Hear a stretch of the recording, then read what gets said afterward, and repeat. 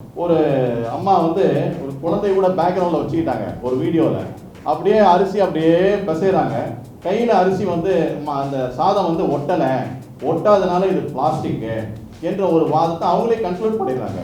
இன்னொன்று bouncing like அ பால் அப்படின்னு சொல்லிட்டு அதை கீழே போட்டு அது பவுன்ஸ் ஆகுது, அதனால் அது பிளாஸ்டிக் அரிசின்னு சொன்னார்கள்.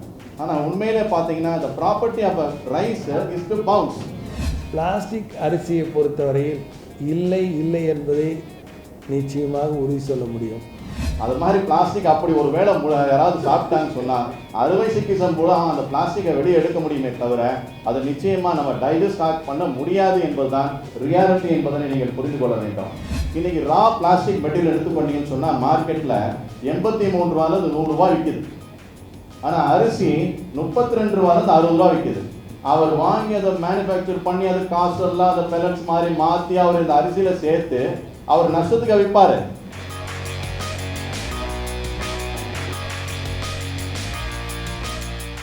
இந்த வாட்ஸ்அப்லலாம் நிறைய செய்திகள் வந்தது. நானும் சில விஷயங்கள் பார்த்தேன். நான் பார்த்த விஷயங்களை உங்களிடம் சொல்றேன். ஒரு அம்மா வந்து ஒரு குழந்தை கூட பேக்ரவுண்டில் வச்சுக்கிட்டாங்க ஒரு வீடியோவில். அப்படியே அரிசி அப்படியே பிசைறாங்க. கையில் அரிசி வந்து அந்த சாதம் வந்து ஒட்டாதனால இது பிளாஸ்டிக்கு என்ற ஒரு வாதத்தை அவங்களே கன்க்ளூட் பண்ணிடுறாங்க. நீங்கள் ஒன்றை புரிந்து கொள்ள வேண்டும். அதாவது ஜெலட்டின் என்று சொல்லக்கூடிய ஒரு சப்ஸ்டன்ஸ் இயற்கையாகவே அந்த அரிசியில் இருக்குது. அதனால தான் அந்த ஒட்டும் தன்மை உண்டு. அது பார்த்தீங்கன்னா பாயில்டு ரைஸில் கொஞ்சம் அதிகமாக இருக்கும். அது ஏன்னு சொன்னால் நாங்கள் பாயிலிங் பாயிண்ட் அந்த பேடிலேயே we seal the gelatin with the germinal matrix. அதனால் புழுங்கல் அரிசி நீங்கள் பார்த்தீங்கன்னு சொன்னால் அந்த ஒட்டும் தன்மையும் அந்த இது இருக்கும். ஆனால் ரா ரைஸில் அப்படி கிடையாது. டைரக்ட்லி அதில் வந்து எந்தவித அதாவது பாய்லரில் நாங்கள் பேடி பாயில் பண்ணுறதில்ல. ரா ரைஸ் வந்து டைரெக்டாக ஆல் பண்ணிடுவோம் மிஷினில். அதனால் அதில் அந்த ஜெலட்டின் என்று சொல்லக்கூடிய சப்ஸ்டன்ஸ் கம்மியாக இருக்கும். அதனால் பாஸ்மதி ரைஸ்லாம் நீங்கள் எடுத்துக்கிட்டீங்கன்னு சொன்னால் அது கையில் ஒட்டாது தான். உடனே அது வந்து பிளாஸ்டிக் அரிசி என்று சொல்வது வாதத்துக்குரிய விஷயமே அல்ல. அதனால் ஜெலட்டின் கண்டென்ட் அதிகமாக இருக்கும்னு சொன்னால் அது ஏன்னா உளுந்துலாம் பார்த்தீங்கன்னா நிறைய ஜெலட்டின், அதனால தான் உங்களுக்கு உளுந்தெல்லாம் ரொம்ப அந்த பசைத்தன்மை உடையதாக இருக்கிறது. ஆனால் அரிசியில் அந்த மாதிரி பண்ண முடியாது. புழுங்கல் அரிசியில் அந்த ஜெலட்டின் அதிகமாக இருக்கும், வேற ரா ரைஸில் வந்து அது குறைவாக இருக்கும். அதனால் அது ஒட்டும் தன்மை இல்லாமல் இருக்கும். அதனால் அதை வச்சு அசஸ் பண்ண முடியாது. இன்னொன்று பவுன்சிங் லைக் அ பால் அப்படின்னு சொல்லிட்டு அதை கீழே போட்டு அது பவுன்ஸ் ஆகுது, அதனால் அது பிளாஸ்டிக் அரிசின்னு சொன்னார்கள். ஆனால் உண்மையிலே பார்த்தீங்கன்னா the property of a rice is to bounce. அரிசி வந்து நீங்கள் மாவு உருண்டை அந்த சாதமாக பண்ணி நல்லா பண்ணிங்கன்னா ஒன்றும் இல்லை, நீங்கள் நல்ல சாதமாக உருட்டிட்டு நல்ல டெம்பரேச்சர் வெயில் அடிக்கும் போது வெளியில் வச்சுருங்க. உங்களுக்கு ரைஸ் வத்தல்லாம் உங்களுக்கு தெரியும், அரிசி வத்தல்லாம் போடுவோம். அது மாதிரி நல்லா ஆடாயிரும். அந்த அரிசியை எடுத்து நீங்கள் ஒரு கண்ணாடி மீது எரிந்தீர்கள்னு சொன்னால் கண்ணாடியே உடைந்து விடும்.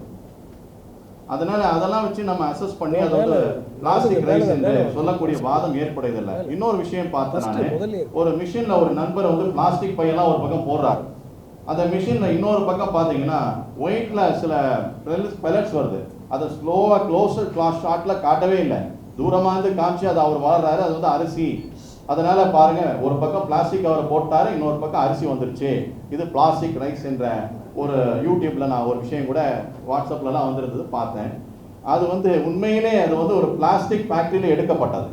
அதாவது அந்த பிளாஸ்டிக் பேக்காக இருந்ததை ரீசைக்கிள் பண்ணி மீண்டும் பிளாஸ்டிக் பெலட்ஸ் ஆக்கக்கூடிய ஒரு வீடியோவை எடுத்து இது அரிசி என்று சொல்வது ஏற்புடைய கருத்தே இல்லை என்பதனை இந்த நேரத்தில் நான் தெளிவுபடுத்துகிறேன். வேறு நீங்கள் நிறைய வீடியோலாம் பார்த்துருப்பீங்க, அதெல்லாம் வச்சு நீங்கள் கேள்விகள் கேட்டால் அதை நாங்கள் சந்திக்க தயாராக இருக்கிறோம்.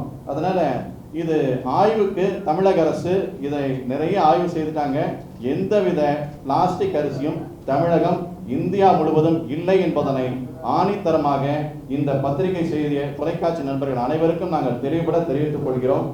பிளாஸ்டிக் அரிசியை பொறுத்தவரையில் இல்லை என்பதை நிச்சயமாக உறுதி சொல்ல முடியும். காரணம், சாதாரண ஒரு கன்றோ அல்லது பசுவோ அல்லது மற்ற ஐந்தறிவு உள்ள பிராணிகள் சாப்பிட்டால் கூட இறப்பதற்கும் ஜீரணிக்கக்கூடிய வாய்ப்பு இல்லை, இறந்துவிடும் என்பதை ஒவ்வொரு மனிதனும் அறிந்திருக்கின்ற ஒரு உண்மை. அப்படிப்பட்ட நிலையிலே பிளாஸ்டிக் அரிசியால் இந்தியாவிலேயே இதுவரையில் ஒருவர் கூட பாதிக்கப்பட்டு எங்கும் அவர்கள் சிகிச்சை பெறவில்லை என்பதை நாம் ஏற்றுக்கொள்ளுகிறோம். ஆனால் வதந்தியின் வாயிலாக விளக்க வேண்டிய கடமை மட்டுமல்ல, நமக்கு பொறுப்பும் இருக்கிறது என்ற ஒரு நிலைப்பாட்டிலே நாம் எல்லாம் இதில் ஆர்வத்தோடு 7,21,00,000 மக்களுடைய பிரதிநிதியாக இங்கே நாம் செயல்பட்டு கொண்டு இருக்கிறோம். அந்த வகையிலே அவருடைய நிலைப்பாட்டை போக்குவதற்காக அரசும் பல இடங்களிலே சோதனை என்ற அடிப்படையில் அவர்களுக்கு அரிசி மற்றும் சாதங்களை எல்லாம் எடுத்து பார்த்திருக்கின்றார்கள். ஆனால் இந்த வாட்ஸ்அப் வலைத்தளங்கள் எல்லாம் அவர்கள் பொறி உருண்டை வைத்து எரிந்தார்களோ என்ன தெரியவில்லை. அது விழுகிறது பறக்கிறது என்றெல்லாம் சொல்லுகிறார்கள். ஏதோ ஒரு வலைதளத்தில் வந்து அதை பிடிச்சி ஆமாம் ஆமான்னு சொல்லிட்டு எதையா போட்டிருந்தோம்னு சொன்னால் குழப்பங்கள் அதிகமாக இருக்கும். அரிசியினுடைய தன்மை மிக நன்றாக தெரியும். வெள்ளையாக இருந்தால்தான் அது நல்ல அரிசி என்று சொல்லுவீர்கள். மிக இப்போது சமீபத்தில் வலைதளங்களில் மற்றும் வாட்ஸ்அப்பில் எல்லாம் இருக்கக்கூடிய இந்த பிளாஸ்டிக் ரைஸை நாம் பார்க்க வேண்டும். Is it real? உண்மையிலே பிளாஸ்டிக் ரைஸ் என்பது ஒன்று இருக்கிறதா? இல்லை பிளாஸ்டிக் ரைஸ் என்ற சொல் எங்கிருந்து வந்தது? எப்படி முதல்ல இந்த பிளாஸ்டிக் ரைஸ் என்ற ஒரு சொல்லே எங்கிருந்து வந்ததுன்னு பார்த்தோம் சொன்னால் 2010 வந்து சைனாவில் வந்து ஊ சாங் என்று சொல்லக்கூடிய, என்னுடைய ப்ரொனன்சியேஷன் தவறாக இருக்கலாம், அதில் வந்து டபிள்யூ சாங் என்று சொல்லக்கூடிய ரைஸ் ஸ்கேண்டல், ஊ சாங் என்று சொல்லக்கூடிய ரைஸ் ஸ்கேண்டல் ஒன்று ஒரு குற்றச்சாட்டை அங்கே இருக்கக்கூடிய அரசாங்கம் அங்குள்ள ஒரு நிறுவனத்தின் மீது ஒரு கமிஷனை ஏற்படுத்தினாங்க. அது எதற்காக ஏற்படுத்தினாங்கன்னு சொன்னால், இது ஒரு வகையான ஒரு நூடுல்ஸ், அதாவது அரிசி சேமியா இதில் இருந்தெல்லாம் நூடுல்ஸ் தயார் பண்ணக்கூடியதில் சைனா வந்து மிக கெட்டிக்காரங்க நிறைய பண்ணுறாங்க. அப்போ குறைந்த, அதாவது புவர் குவாலிட்டி ரைஸில் இருந்து இந்த நூடுல்ஸுக்காக அவங்க ஒரு தயாரிப்பை மார்க்கெட் பண்ணுறாங்க. அதில் நிறைய அரோமா என்று சொல்லக்கூடிய மற்ற வேதியியல் பொருட்கள்லாம், அதாவது இந்த மசாலா பவுடர்லாம் கூட சேர்க்குறாங்க. சேர்க்கும் போது அதில் ஸ்வீட் பொட்டேட்டோ, நம்ம ஊர் மாதிரி இந்த சீனி கிழங்குன்னு சொல்லுவோம் இல்லையா, அதுபோல் அங்கே சைனாவில் நிறைய கிழங்கு வகைகள் மிக சீப்பான ரேட்டில் கிடைக்கும். அதை வந்து மிஷினில் வந்து உங்களுக்கு வந்து ரைஸ் மாதிரியே பெலட்ஸாக உருவாக்க முடியும். அந்த பெலட்ஸாக உருவாக்கும் போது அது கெட்டித்தன்மை இருக்காது. மாவு தானே, சீனி கிழங்குன்றது மாவு தானே, அது எப்படி அது பெலட்ஸாக உங்களுக்கு மிஷின் அடிச்சா விட, அது கூட அந்த கெட்டித்தன்மை வர வேண்டும் என்பதற்காக ரெசின் என்று சொல்லக்கூடிய ஒரு சிந்தட்டிக் சப்ஸ்டன்ஸை ஆட் பண்ணுறாங்க. இந்த ரெசின் ஆட் பண்ணும்போது அது அரிசியை போலவே அந்த பொட்டேட்டோ, அந்த ஸ்வீட் பொட்டேட்டோ ஆனது பெலட்ஸாக வருகிறது. அதை வந்து இவங்க அந்த அரிசியோடு மிக்ஸ் பண்ணி அதை இந்த நூடுல்ஸுக்கு அனுப்பியதாக அந்த ஆய்வறிக்கையில் அவங்க கண்டுபிடித்து இதை 2010ஆம் ஆண்டு இதை வந்து தடை பண்ணுறாங்க. இதே பிரின்சிபலை 2011 கார்ன், அதாவது மக்காச்சோளத்திலிருந்து இந்த ஆர்டிஃபிஷியலாக அந்த பெலட்ஸை, ரைஸ் பெலட்ஸை உருவாக்க முடியுன்றதை கொரியாவும் பண்ணுறாங்க. அப்போது இந்த ரெண்டு பிராண்ட் சப்ஸ்டன்ஸ்லையும் எங்கிருந்து பிளாஸ்டிக் என்ற வார்த்தை வந்ததுன்னு சொன்னால், அந்த ரெசின்னு சப்ஸ்டன்ஸ் ஒன்று ஆட் பண்ணுறாங்க இல்லையா, it is an adhesive material, come போன்றது. அது வந்து எதற்காக யூஸ் பண்ணுறாங்கன்னா, பிளாஸ்டிக் மேனுஃபேக்சரிங் பண்ணுறதுல, நம்ம பக்கெட்டு, நம்ம மற்ற இந்த போன்ற பிளாஸ்டிக் கண்டெய்னர் இதெல்லாம் தயார் பண்ணுறதுல அந்த ரெசின் என்ற ப்ராடக்ட் பயன்படுத்தப்படுகிறது. அதை பயன்படுத்துறதுனால பிளாஸ்டிக் ரைஸ் என்ற வார்த்தை வந்து 2010க்கு அப்புறம் தான் மீடியாவில் இதை வந்து ஒரு உலக அளவில் மற்ற இடங்கள்லையும் பிளாஸ்டிக் ரைஸ் என்ற ஒரு செய்தி பரவியது. அது மட்டும் இல்லை, 2016 டிசம்பரில் 2.5 டன்ஸ் கெப்பாசிட்டி, அதாவது சைனாவிலேருந்து நைஜீரியாவுக்கு எக்ஸ்போர்ட் ஆன ரைஸை வந்து இன்டர்நேஷ்னல் ட்ரக் மார்க்கெட்டில் ஒருத்தவங்க பிடிக்கிறாங்க. இன்டர்நேஷ்னல் ட்ரக் மார்க்கெட்டில் ஃபுட் அண்ட் ட்ரக் டிபார்ட்மெண்ட்னு ஒன்று இன்டர்நேஷ்னல் லெவலில் இருக்குது, உங்களுக்குலாம் தெரியும். அவங்க பிடிக்கிறாங்க, இது பிளாஸ்டிக் ரைஸ் அப்படின்னு சொல்லி அவங்க பிடிக்கிறாங்க. ஆனால் அதை ஆய்வு பண்ணும்போது it is contaminated with bacteria, அதில் பிளாஸ்டிக் என்ற தன்மையே இல்லை என்பதை முழுமையாக மறுத்து அந்த செய்தி கொடுத்துருக்குறாங்க. அதனால் பிளாஸ்டிக் ரைஸ் என்ற வார்த்தை தமிழகம், ஏதாவது இந்தியாவுக்குள்ளே எப்படி வந்ததுன்னு சொல்லணும். முதல்ல செகந்திராபாத், ஹைதராபாத்தில் தான் கடந்த 2 மாதங்களுக்கு முன்னாடி ஒரு நண்பர் வந்து மீர்பேட் என்ற சொல்லக்கூடிய ஒரு இடத்துல வந்து பிரியாணி சாப்பிட்டாராம். அப்போ சாப்பிடும்போது அந்த பிரியாணி அரிசியை உருட்டி பார்த்து அதை போடும்போது அது ஜம்ப் ஆனது. அப்போ பிளாஸ்டிக்காக இருக்கிறதுனால தான் அது ஜம்ப் ஆகுது என்று அவருடைய கணிப்பு. உடனே அவர் பப்ளிக் இன்ட்ரெஸ்ட் லிட்டிகேஷன் ஒன்று ஃபைல் பண்ணிடுறார். உடனே அந்த தெலுங்கானா, ஆந்திர பிரதேஷ் சார்ந்த சிவில் சப்ளை டிபார்ட்மெண்ட்டை வந்து ஒரு ஆய்வறிக்கைக்காக மொத்தம் அங்கே இருக்கிற எல்லா ரைஸ்காரையும் செக் பண்ண சொன்னாங்க. நான் பப்ளிக் இன்ட்ரெஸ்ட் லிட்டிகேஷன் ஃபைல் பண்ணாங்கன்னா கோர்ட்டில் அதை விசாரிக்க சொல்கிறாங்க. அப்போ ஆய்வு பண்ணி ஃபைனலாக எந்தவித பிளாஸ்டிக்கும் அரிசியில் இல்லை என்பதனை மிக தெளிவாக சொல்லி இருக்கிறார்கள். இதில் நாம் பார்க்க வேண்டிய 2-3 வினாக்கள் நான் நீங்கள் கேட்கறதுக்கு முன்னாடி நான் சொல்லிடுறேன். உண்மையிலே பிளாஸ்டிக் பயன்படுத்தி அரிசி உற்பத்தி செய்ய இயலுமா? மனிதர்கள் பிளாஸ்டிக்கை சாப்பிட முடியுமா? நிச்சயமாக முடியாது.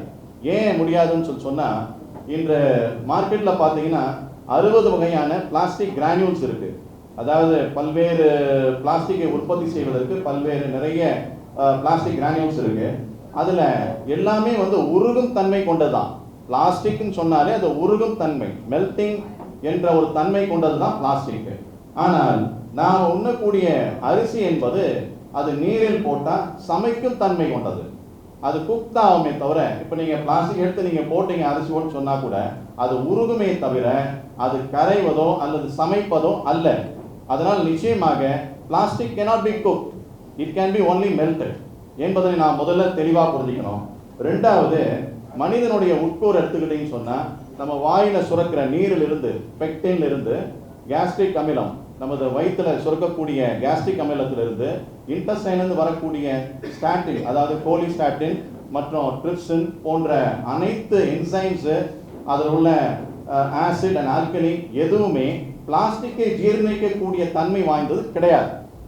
நல்லா தெளிவாக புரிஞ்சுக்கோங்க நண்பர்களே, பிளாஸ்டிக்கை அது டைஜஸ்ட் பண்ணக்கூடிய தன்மை கிடையாது. அதனால தான் நீங்கள் வனவிலங்குகள் இருக்கக்கூடிய இடத்துல நான் போனோம்னா பிளாஸ்டிக் இஸ் பேண்ட் ஹியர், தயவு செய்து ஒரு சிறிய மெலிய பிளாஸ்டிக் கவர் கூட இங்கே போடாதீங்க. சபரிமலைக்கு போனால் உங்களுக்கு நான் போன அனுபவம் உங்களுக்கு இருக்குன்னு நினைக்கிறேன். கீழவே சொல்லிடுவாங்க, இங்கே யானை எல்லாம் இருக்குதுனால நீங்கள் வனவிலங்குகள் இருக்கிறனால நீங்கள் எல்லாம் பிளாஸ்டிக் யூஸ் பண்ணக்கூடாது, நாங்கள் எல்லாம் பேப்பர் கப்ஸ் தான் யூஸ் பண்ணுறோம். ஏன் சொன்னால், ஒரு சின்ன பிளாஸ்டிக் கவரை சாப்பிடக்கூடிய ஒரு யானையே அது உயிர் விட்டுவிடும் என்று சொல்லும் நிலையில மனிதர்கள் பிளாஸ்டிக்கை சாப்பிட்டு நாம் வாழ முடியுமா என்பதை நீங்கள் சிந்தித்து பார்க்கணும். அது மாதிரி பிளாஸ்டிக் அப்படி ஒரு வேளை யாராவது சாப்பிட்டாங்கன்னு சொன்னால் அறுவை சிகிச்சை மூலம் அந்த பிளாஸ்டிக்கை வெளியே எடுக்க முடியுமே தவிர அது நிச்சயமாக நம்ம டைஜஸ்ட் பண்ண முடியாது என்பதுதான் ரியாலிட்டி என்பதனை நீங்கள் புரிந்து கொள்ள வேண்டும். மூணாவது, அப்படியே மனுஷத்தன்மையை விட்டுட்டு ஒருத்தன் பிளாஸ்டிக்கை சேர்க்கிறானே நீங்கள் வாதத்துக்கு வச்சுக்கோங்க. இன்னைக்கு ரா பிளாஸ்டிக் மெட்டீரியல் எடுத்துக்கொண்டீங்கன்னு சொன்னால் மார்க்கெட்டில் 83 ரூபாயிலிருந்து 100 ரூபாய் விற்கிது. ஆனால் அரிசி 32 ரூபாயிலிருந்து 60 ரூபாய் விற்கிது.